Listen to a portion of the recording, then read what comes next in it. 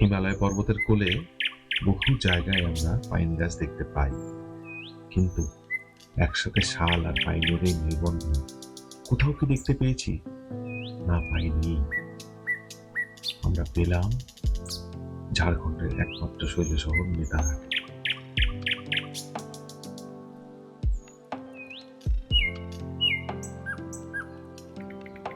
সমুদ্রপৃষ্ঠ থেকে প্রায় 3700 ফিট উচ্চতায় একেবারে আপাদ মস্তক পাইন জঙ্গলে ঘেরা ঝাড়খণ্ডের একমাত্র শৈল শহর হল এই নেতারহাট। নেতারহাট ঢুকতেই আমাকে স্বাগত জানালো ব্রিটিশ আমলে তৈরি এই বিশাল আকারী তরুণটা।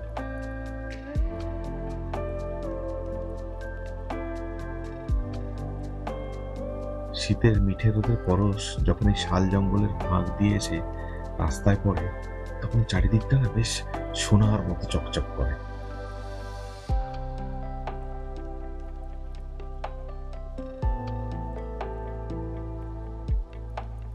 নেতারহাটে না হাতে গোনা দু একটা মাত্র ছোট ছোট গ্রাম আছে, তারই মধ্যে একটা সুন্দর গ্রাম হলো এই জামতলী। গ্রামে পৌঁছানোর জন্য আমি আমার যাত্রাটা শুরু করেছিলাম সেই সুদূর পুরুলিয়া থেকে। প্রায় 250 কিলোমিটার পথ বেরোনোর পর পৌঁছেছিলাম এখানে।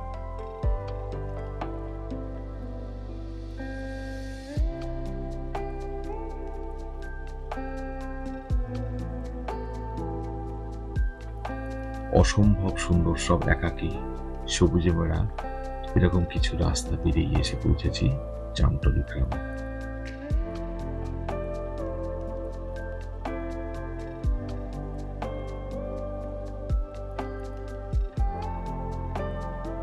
গ্রামটাকে আরো ভালো করে জানবো বলেই হাঁটতে শুরু করলাম গায়ের এই মেঠো পথগুলো দিয়ে।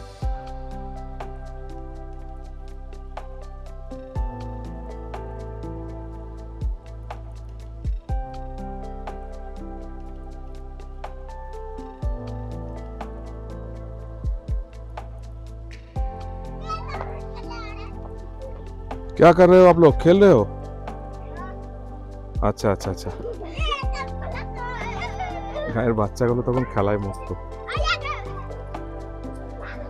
খুব মিষ্টি শৈশব।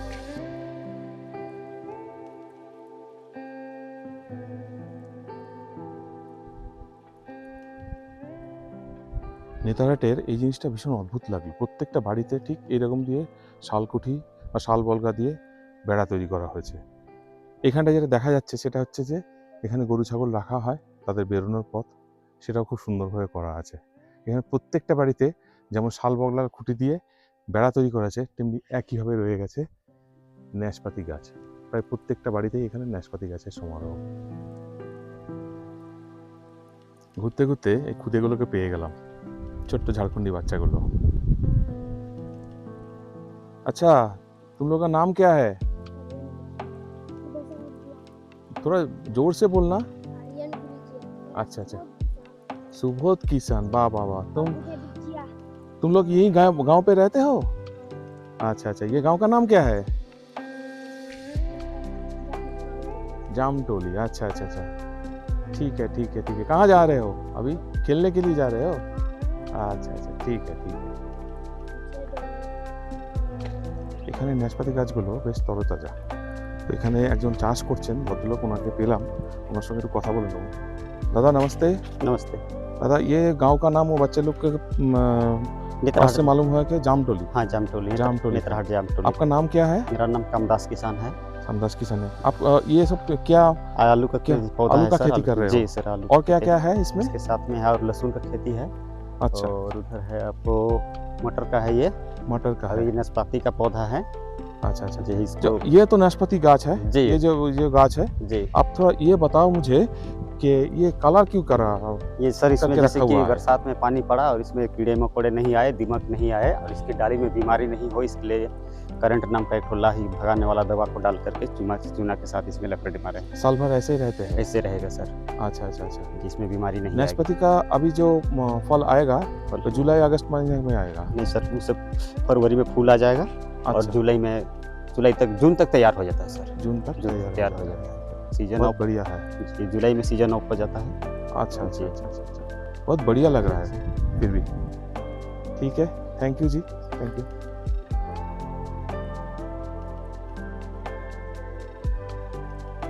নেতারা ঢোকার মুখেই সবার প্রথমে চোখে পড়ে এই ছোট্ট মার্কেটটা, আর এটাই হলো গোটা শৈল শহরটার দৈনন্দিন চাহিদা মেটানোর একমাত্র ঠিকানা।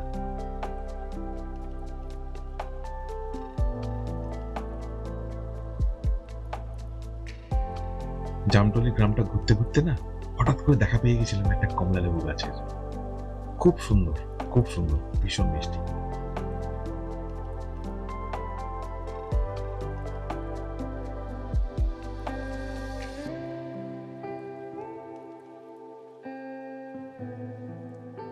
दीदी नमस्ते। ये नींबू जो पीछे आपका दिखा रहा है बड़ा बड़ा नींबू, ये क्या है सर, कौन सा नींबू है? पता नहीं, कल कागजी नींबू बोलती है। कागजी नींबू तो इतना बड़ा नहीं होता। पता नहीं कैसे नींबू मीठा है खाने में? मीठा नहीं है, खट्टा है। खट्टा है। अच्छा अच्छा।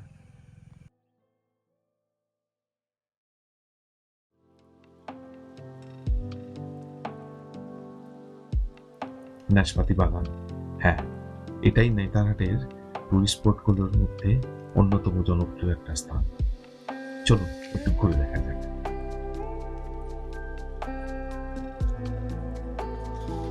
এই সেই নাশপাতি বাগান। নেতারহাটে যতগুলো টুরিস্ট স্পট আছে, এই টুরিস্ট স্পটগুলোর মধ্যে অন্যতম টুরিস্ট স্পট হলো এই নাশপাতি বাগান। যদিও এই নাশপাতি গাছগুলো এখন জরাজীর্ণ অবস্থা, কারণ নাশপাতি যেটা হয় সেটা হচ্ছে জুলাই আগস্ট মাসে হয়। ফলের সময়টায় প্রচুর লোকের জীবিকা অর্জনের উপায় হয়ে দাঁড়ায়, বিশেষ করে নেতারহাটের এই যারা লোকাল থাকেন তাদের জন্য। তো এখন পাতায় রং ধরেছে, খুবই সুন্দর লাগছে দেখতে। জরাজীর্ণ অবস্থা হতে পারে, কিন্তু পাতাগুলো এখনো লালচে লালচে কালার আছে, বেশ সুন্দর দেখতে লাগছে।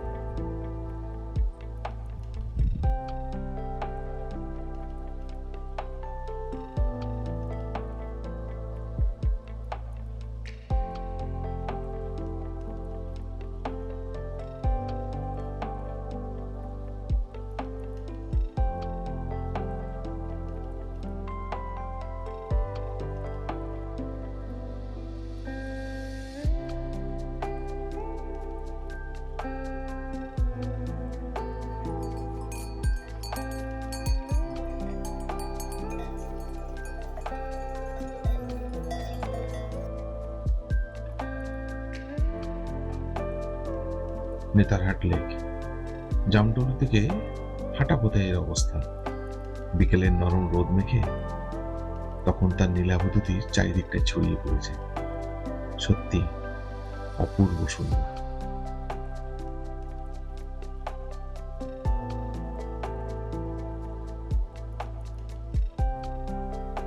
সময়টা এখন পড়ন্ত বিকেল, তাই গায়ে হিমেল পরশ মেখেই রওনা দিলাম সেই বিখ্যাত ম্যাগনোলিয়া সানসেট পয়েন্টের উদ্দেশ্যে। হ্যাঁ, এটাই সেই বিখ্যাত জায়গা যেখানে এক ব্রিটিশ তরুণীর প্রেম কাহিনী আজও শোনা যায়।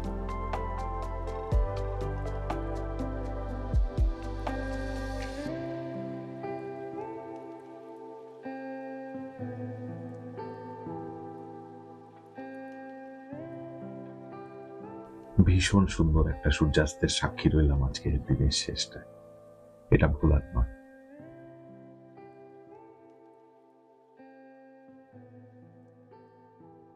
চারিদিকের অখণ্ড নিস্তব্ধতা, পদপাতিগুলোর একাকী দাঁড়িয়ে থাকা, এই নিশুতি রাতটাকে না ভীষণ মোহময়ী করে তুলেছে।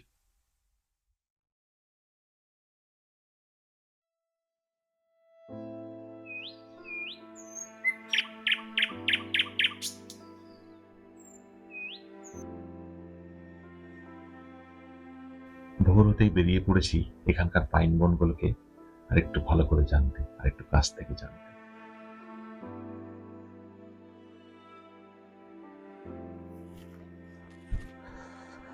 এখানকার এই পাইন ফরেস্টগুলো দেখে আমার সেই হিমালয় সংলগ্ন যে জায়গাগুলো, যেমন আমাদের সিমলা, কুলু মানালি, সিমলার কথাটাও বলবো না অতটা, কিন্তু মানালির যে পাইন ফরেস্ট আছে সেটার কথা পুরোপুরি মনে পড়ে যাচ্ছে।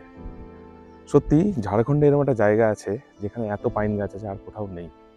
আমাদের পাইন গাছ দেখতে গেলে কিন্তু হাই অল্টিটিউড এলাকাতেই যেতে হয়। ভালো লাগছে ভীষণ। নেতারহাটের একটা সবথেকে বড় মানে বৈশিষ্ট্য হলো যে বর্ষাকালেও কিন্তু এখানে হিউমিডিটি থাকে না, আর এই জায়গাটা ম্যালেরিয়া ফ্রি।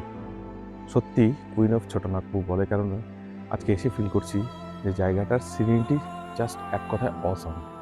স্বস্তি স্বাস্থ্যকর জায়গা বলতে যেটা বোঝায় এটা কিন্তু ঠিক সেই জায়গাটা। আর এই পাইন ফরেস্টে ঘুরতে ঘুরতে আমরা পাহাড়ে যেগুলো পাই পান গেছে ঠিক এই যে এই ধরনের ফলগুলো পেয়ে যাচ্ছি। এটা পাইন ফল, কিন্তু খুব সুন্দর। এগুলো আমরা বাড়ি নিয়ে গিয়ে সাজাতেও পারি, এত সুন্দর। এগুলোই রংপুরের পাহাড়ি অঞ্চলে যেখানে টুরিস্ট স্পট সেখানে বিক্রি করা হয়।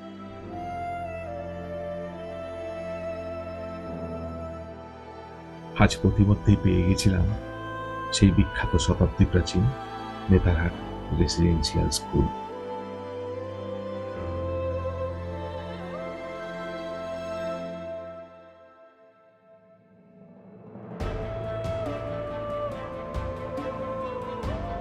এই সেই গেট যেখান দিয়ে ব্রিটিশ ডাক বাংলো যেতে হয়। হ্যাঁ, এখানে ইংরেজ সাহেবরা আসতেন অবসরের সময় কাটাতে। শতাব্দী প্রাচীন ব্রিটিশ স্থাপত্য অপূর্ব। ঝাড়খণ্ড গভর্নমেন্টকে মন থেকে একটা থ্যাঙ্কস না জানালেই হয়, কারণ এখানে প্রত্যেকটা রাস্তায় এত সুন্দরভাবে ডাইরেকশন দেওয়া আছে, কাউকে কিচ্ছুটি জিজ্ঞেস করতে হবে না। আপনি যেখানে যেতে চান মনের আনন্দে চলে যান একদম সেই পথটা ধরে।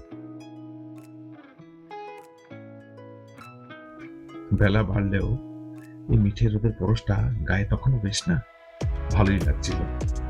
আর এই রোদটা মেখেই আমি জার্নিটা শুরু করলাম আমার লোড ফলসে।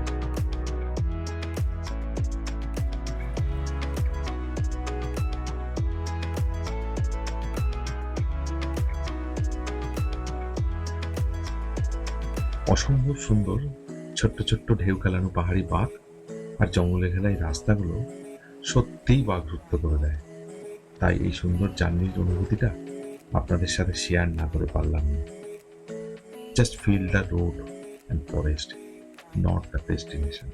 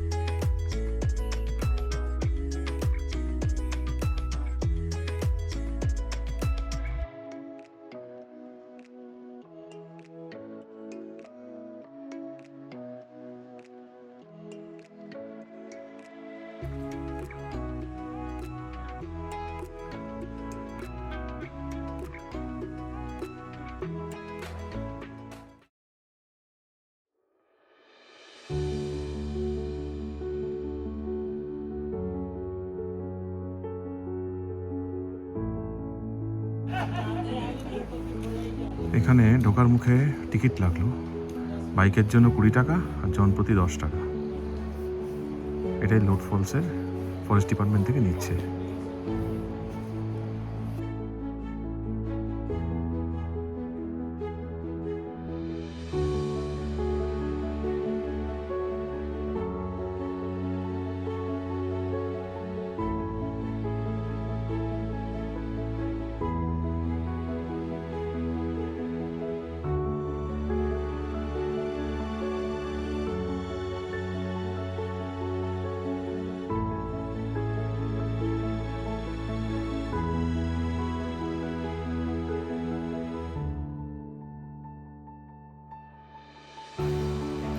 ওয়াটারফলের সিঁড়িটা যেমন সুন্দর, অ্যাম্বিয়েন্সটা অসাধারণ।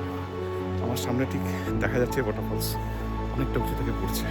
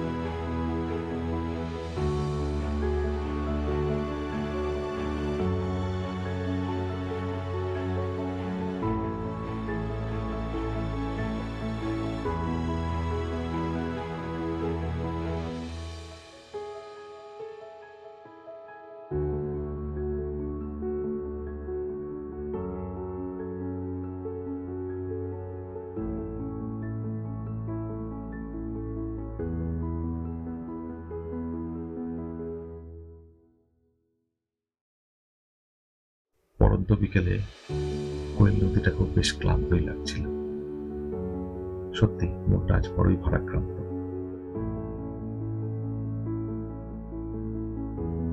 রবি ঠাকুরের সেই বিখ্যাত কবিতা, কি গভীর দুঃখে মগ্ন সমস্ত আকাশ, সমস্ত পৃথিবী, চলিতেছি যতদূর শুনিতেছি একমাত্র মর্মান্তিক সুর, যেতে আমি দিব না।